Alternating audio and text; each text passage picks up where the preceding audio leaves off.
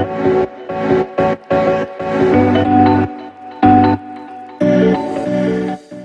and welcome back to my channel. My name is Nancy. Thank you guys for joining me once again. I'm super excited to come back and share with you guys another video. Today is going to be a little different. I am not going to be updating you guys, but please stay tuned on my stats that I will be updating on Instagram later on this week. This week I decided to do a 10 frequent asked questions for gastric sleeve patients. There are many questions that I've been asked, but these are like the top 10 questions that I have been asked, and also questions that I was interested in when I was doing my research for gastric sleeve. Now, the first thing that I want to jump into is, what is gastric sleeve surgery? Basically, gastric sleeve surgery is a surgery where they remove 80% of your stomach. They remove it and then staple the 20% that is left. The 20% that is left is basically the size of a large banana. Essentially, you're only going to be able to eat 4 ounces at a time, and it's very true. That's how much I can eat now. I am almost 3 months post-op. Basically, the surgery is performed laparoscopically, and there are 5 different incisions on your belly. They're about a little less than an inch in length, but then there's one big one that's about an inch and a half, and that's where the excess stomach was taken out of. Thankfully, I did not have any issues. Not a lot of pain, not a lot of bruising. They closed up the incisions with tape. Not every doctor does that, so every surgeon is different. So just so you guys know, they put tape on mine, which they were basically like, just shower normally, it will fall off on its own, and it did. A lot of people ask me about the recovery period of this surgery. Now, I have personally had 3 C-sections, and it does not compare to that. This was a breeze. So if you have had a C-section, don't worry, don't stress. I know I was a little stressed, but you know, it is what it is. It is major surgery, so you still have to be careful with how much weight you lift right after, and always follow your doctor's guidelines. For me, my recovery was about a month. I do have a 2-year-old, and he's very clingy to me. He's very attached to me. I couldn't hold him. I couldn't carry him. That was particularly hard being home. But my two older kids did help out a lot. But definitely, I couldn't come down the stairs. I couldn't carry things down the stairs. I couldn't do laundry. I literally took it slow because I didn't want anything internally to go wrong. Okay, so now jumping into post-op, a lot of people ask me, why is it normal for me not to lose weight 1 week? Now, I have gone through many stalls. I went through one at 3 weeks, and I was at the same weight for 2 weeks. And if you guys want to see those videos, go ahead on my YouTube channel. I have all my weeks updated. So yes, stalls are very, very, very normal, and it's just a normal process. The doctors will tell you, surgeons will tell you, bariatric patients will tell you, whether we've gotten the sleeve or if you guys have gotten the bypass, stalls are super normal. Your body's just adjusting to this new norm.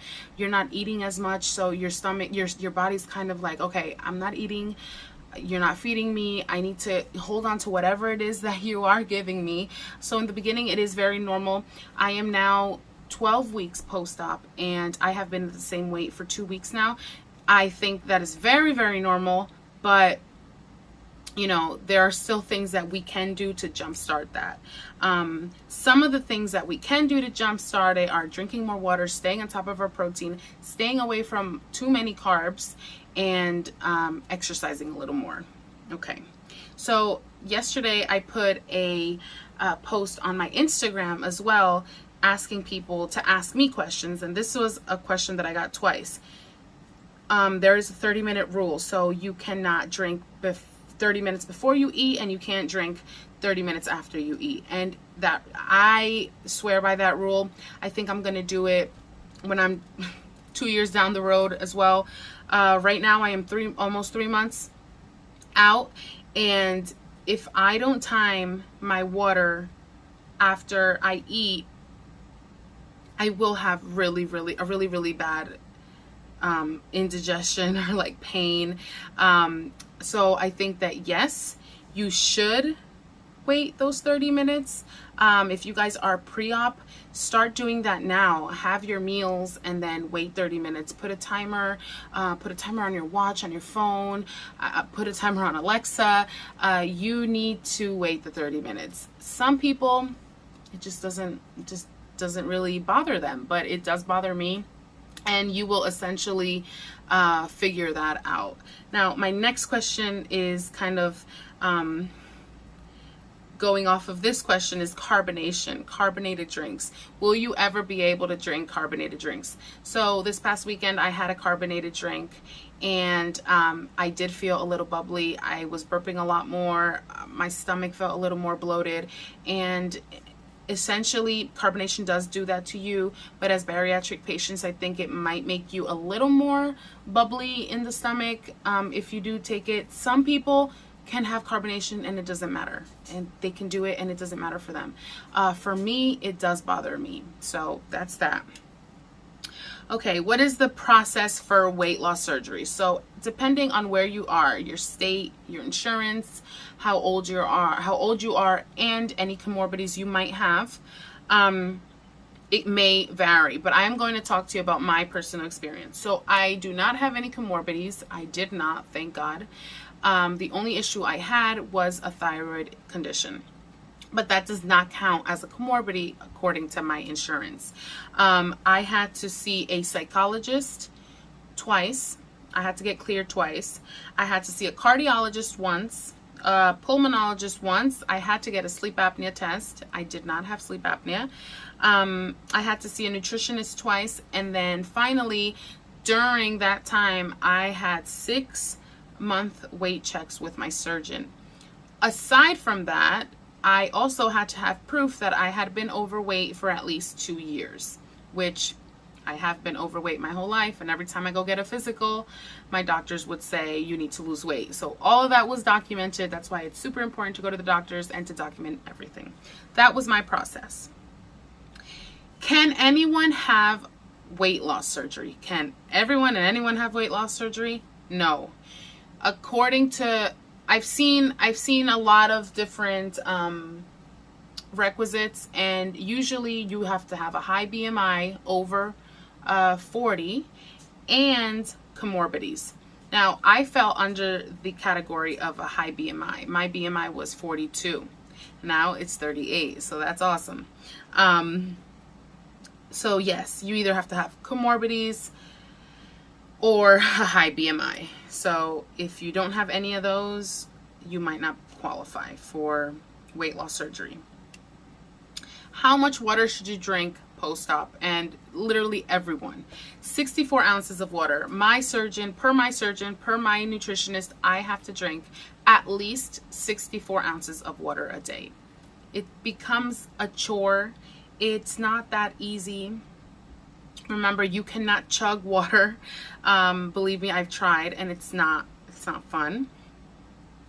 But by the end of, I think, month 2, you are already able to get all that liquid in, and you will feel it. Like, you will know that you're doing the right job, the correct job. You're doing it the right way, and definitely you have to stay on top of your water. If you don't stay on top of your water, you're not going to lose weight. How many grams of protein should you have? I get this a lot because, you know, depending on if you're exercising or not, how much protein should you be taking? My nutritionist and my surgeon say I should have a minimum of 80 grams of protein to 100. If I am working out really, really hard, I can go up a little bit more, but I have to remember to stay between 1,000 and 1,200 calories a day. So, you know, you really have to be conscious of what you're putting in your mouth. And always, always, always drink your water, and always, always, always start with your protein. It gets very hard. I'm going through that right now, but it's just what you have to do.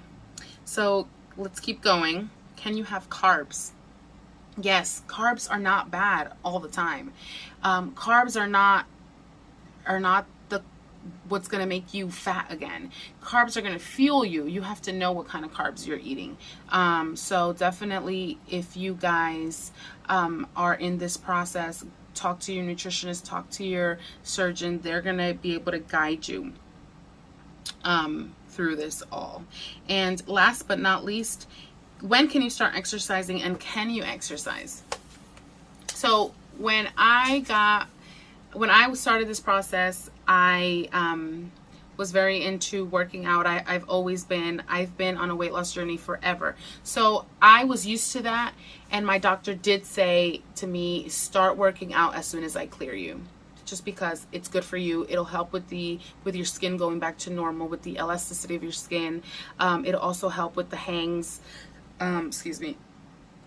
And basically, it's just healthy for you. You know, you get your heart rate up. It's going to help you. So I was cleared at 4 weeks, and I've been working out since 4 weeks. I'm 12 weeks now, so you guys can do the math. I think it's very beneficial for me because it's a moment where I have for myself. I am a mom of 3, so it does help me. But in the long run, I know it's going to help me for my weight loss. But definitely, you know, you have to contact your physician, contact your surgeon, talk to your medical team, because it is so important. A lot of people they really can't work out because of the amount of calories. I haven't felt like I need more calories. I don't feel lightheaded. I don't feel sick. I actually feel better when I work out. So definitely you have to do what's best for you. And at the end of the day, your journey is your journey. There are things, I have a friend who got surgery around the time that I got surgery, and there are things she might do that I don't do, and there are things I might do that she won't do. So, you know, you do what works for you. And I am part of a Facebook page for bariatric patients, and there are people who literally will never touch a carb. But you see, for me, I need it. I feel like I need it. And I see jump starts in my weight loss when I do have those healthy carbs. So with that being said, thank you guys for joining me once again. I'm so excited that you guys are here. I'm so happy that I did this. I'm so happy to be here. I thank God for each and every one of you guys. You guys are always inspiring me. You guys are always giving me words of encouragement. You guys are helping me throughout this journey. I'm learning so much from everyone in this bariatric community. And if you guys are new and you guys need some support, message me on Instagram. I'm always there to answer questions. If you guys need a buddy to talk to, I'm here. Reach out. I'm going to leave my Instagram down below, and subscribe if you haven't subscribed to my channel, and follow me if you haven't followed me. This is just the beginning of the good things that we're going to talk about. So I hope you guys have a great week. Stay tuned. I will update you guys with my stats later on this week, and stay blessed. Take care. Bye-bye.